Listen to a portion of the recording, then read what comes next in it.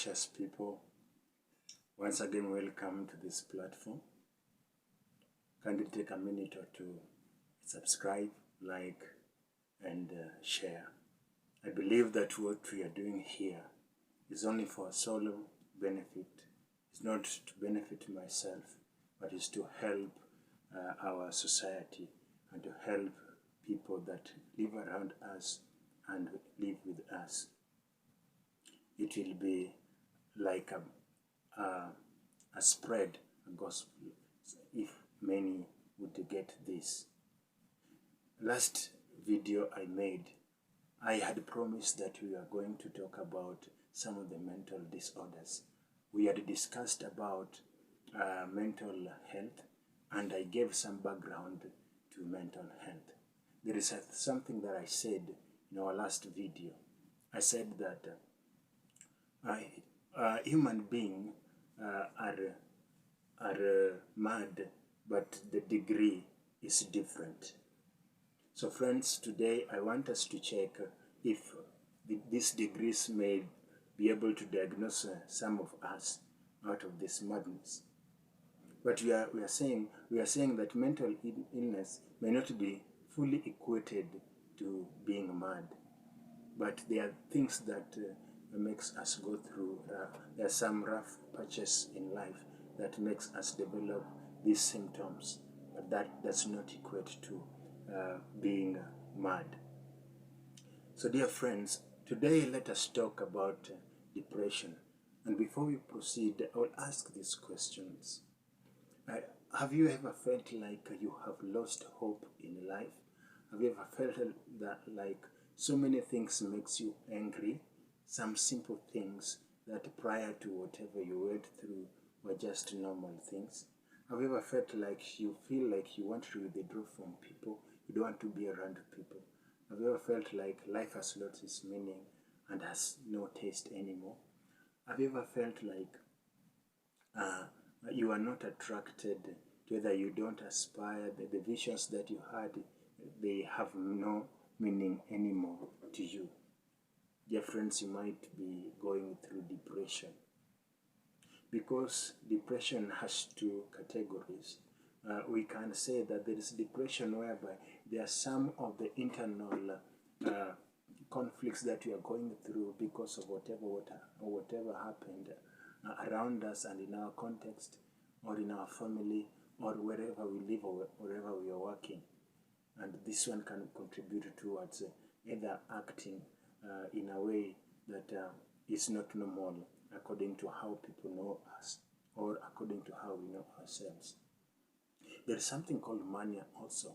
Mania means that there is a predominant character that comes out when you face this moment of challenge, of mental illness and disorder.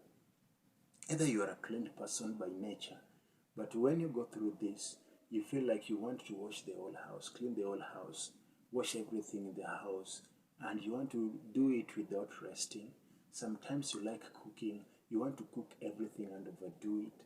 Sometimes you want to wash utensils, or sometimes you like walking and you want to walk, you exceed the level that you always do. That also is a type of depression. Now, what are the contributing factors to depression? The contributing factors to depression are things like death of a loved one, things like divorce, separation, disappointments, and we also have things like work. There is some of the circumstances that will force us to go into depression. Now, there is a normal period of time that we all are expected to go in our grief, and that always takes like 2 years. So if you feel like you have gone through the process and does not amount to 2 years, and you feel that things are just okay with you, friend, you might be lying to yourself, because sometimes these things might come out in the future.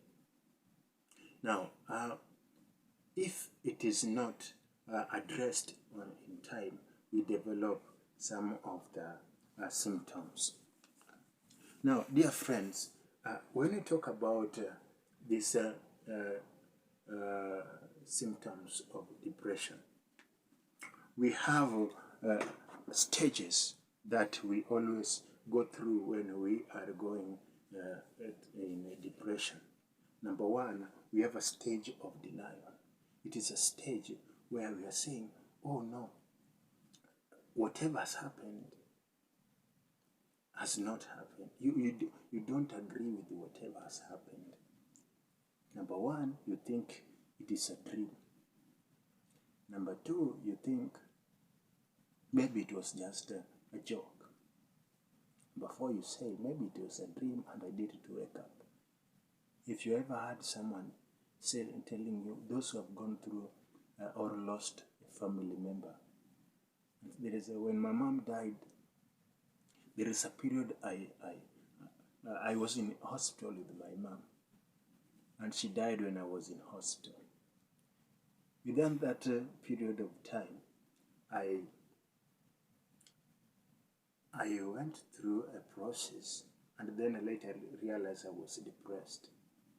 Because when the doctor called me and told me, unfortunately, we tried and lost her, I went and touched my mom, and I felt as if she was still warm.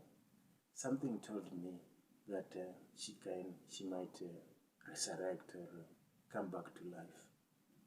And I waited for that period for her to come back to life, but it never happened. Sometimes I said, maybe out of mortuary, maybe before she's buried, something will happen, and this is just a dream. Then I realized I was also under depression. It's trying to deny what happened. It's trying to give some reasons as to why something can change whatever happened. Sometimes when you get divorced, you either, number one, try to deny that it was not your own doing, or maybe start to blame another person. Or sometimes you say that, oh no, the person will learn the lesson and will come back and will just continue as usual. Or sometimes if you have failed exams, you say that maybe the marker or the one who was marking your exams maybe missed a point, and maybe you'll go back and the papers will be remarked again. And you realize when they are remarked, you get the same answers, and that will really put you into a deep part of depression. After that stage, when now answers fail, you fail to get the answers. Remember, when we were doing the first video, we said that when we go through a painful past in our life, we tend to develop questions, and these questions need answers, and if we get bad answers or no answers at all, these questions generates into mental illnesses. And one of the mental illnesses is what we're talking about, which is depression. If you fail to get answers to your questions, you become angry, whether towards those who made you go through whatever you went through, or things around you. So after denial, you go to anger. You are angry with everything, angry with yourself, angry with anyone around you, angry with life, anything that happens in life. Even with children, you shout to children. You don't want them around, and you used to play around with your kids, until even kids now fear coming to you. It's another stage of depression. Then there is a bargaining, and you tell yourself, you give reasons as to why whatever happened did happen. Sometimes you tell yourself, if maybe you lost your loved one, you tell yourself, what if I would have taken her or him to another hospital? I believe that she would have been okay. Or what if I would have written A, not B? I would have scored, I would have got maybe first class honor or second class honors. Maybe if I would not have gone to that church, I would not have been exploited. Maybe if I would have gone to this church, I would be rich, or maybe I would be blessed now. It is about maybe, or what if. It's a stage of bargaining. When you fail those 3 stages, you go to depression, and then you start now a stage, the moderate stage of depression. But the last stage is acceptance. You accept that really whatever happened has happened, and it was not because of you. You tried your best in saving the situation, but it was out of your hand. So whatever happened just happened, and that is where healing might come to be. Now we have a stage of depression. We have a stage of depression, and you have a severe stage, and you have moderate stage. This moderate stage is where we feel that we are socially withdrawn.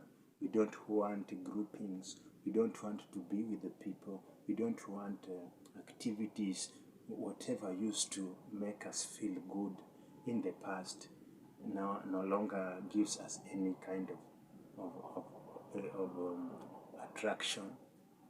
You lose some of the interest in some things that you are doing in life. For example, activities like sexual, like sex in marriage, not outside marriage. Sex in marriage, you lose that one, and that contributes to many things in marriage. So such kind of things, you lose taste, you lose attraction in life. That can be just a beginning of the same. If question would be, what if I have failed to get to go through 2 years of grieving? What happens? There are some things that happens in our lifetime. It produces psychotic and neurotic manifestations such as chronic depression. We are we reach from the moderate to now chronic depression, and these things make us angry with people. We blame people, and we act out. We don't want to be with the people. We want to isolate ourselves from other people. We just want to be alone. Friends, when someone is going through that, do not confront it with the judgment. It is better for us. I'm doing this so that many of us may understand that when someone is acting out, the person who has gone through a loss, or who has lost a job, or who has gone through separation, or who has gone through divorce, or maybe disappointed in one way or the other, is not just acting out. Those are the signs of depression. So these are precious people. These are our friends, these are our cousins, these are our fathers that are going through this. Whatever you are going through should not overrule what others are going through. Whatever you are going through should not be a predominant character, or maybe a thing that you can't others as if they know nothing about it. Sometimes people are going through worse things. People are going through a lot outside there. So it's better to understand them. When people are grieving, it is good to give them space. Do not run with the Bible and start reading the Bible to them. You might make them hate God for nothing. Because sometimes someone has lost a loved one or a breadwinner. And this breadwinner is the one who had provided school fees. Now he or she sees that after the death, then his or her education has just come to an end. And then you run with the Bible and say, God is loving and God is caring. Dear friends, sometimes we don't need to talk. Our presence is good enough. Sometimes you don't need to utter a word. Our presence is good enough. And do not run so fast telling people, I understand what you're going through. You do not understand what someone goes through. The experience, you may have gone through the same experience or loss, but your experience is not the same. We don't have a universal experience. We have different people experience things in different ways because we have different worldviews and lenses. So let us not run so far and say, I understand. It's better to say, I can imagine what you are going through. Imagination is better than understanding because you do not understand what people are going through. So it's good to just give people some space, be there. Maybe it is good not to talk. Sometimes they say this, I may forget what you did, but I will not forget what you said. It is true, one way or the other, because of the disorders and mental disorders and everything that are stresses of life. We may say things, and these things might hurt people, and people may not forget. So it sometimes is when you feel like you want to say something, that is the time that you should keep quiet. You should not be combative. When someone is expressing himself or herself, do not be combative about that, and do not approach this kind of matters with a biblical background or theological background. Sometimes you may make someone hate God for nothing. We also have, you feel low in energy and you feel worthlessness. And there is another stage, that is a moderate, there is another stage called severe mood disorders. We have major depression, weight loss, or you gain weight. You just gain weight because you eat too much and your eating has no stopping. And you have sleep disorders, you don't sleep. You go to bed early and there's no sleep. And you have lost pleasure in life and interest in everything that you liked doing, including sex that I talked about. Then there is low energy and you have fatigue, there is headache and digestive disorders, and you have chronic pain. You just feel pain either in the stomach because of the hormonal imbalance and the chemical reactions. And then there is anger, and you reach a point where you cannot make a decision about some smaller things that you used to make. Then there is something called, the last stage we can be suicidal ideation. We talk about suicide. We'll talk about this suicide, and we'll talk about this we'll expound this as we continue. In this severe level, you feel helplessness. You feel like you cannot be helped. You reach a point of no return. Dear friends, I'm doing this again for the sake of helping us. We have seen the things happening in our society, and they are results of unresolved depression. They are results of unresolved either grief. People kill each other. Children are molested.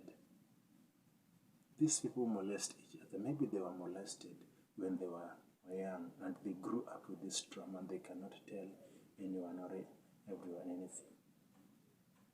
Sometimes prayer is a therapy.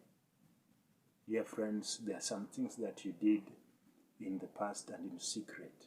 You cannot tell any other person because the way people see you and hold you with some kind of class, you may not be able, you fear that if you say this, then all of these titles will go into waste.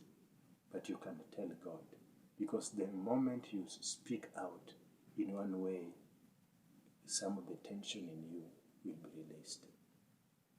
So I will stop there, but before I stop, there is a part before approaching, treating this medically. We can do this. Do not, when someone is depressed, when you have seen these symptoms in a person, she is withdrawn, is withdrawn, no appetite in life, anything attractive, is so aggressive. What you need to know, just be there. Just either keep quiet, let the person speak.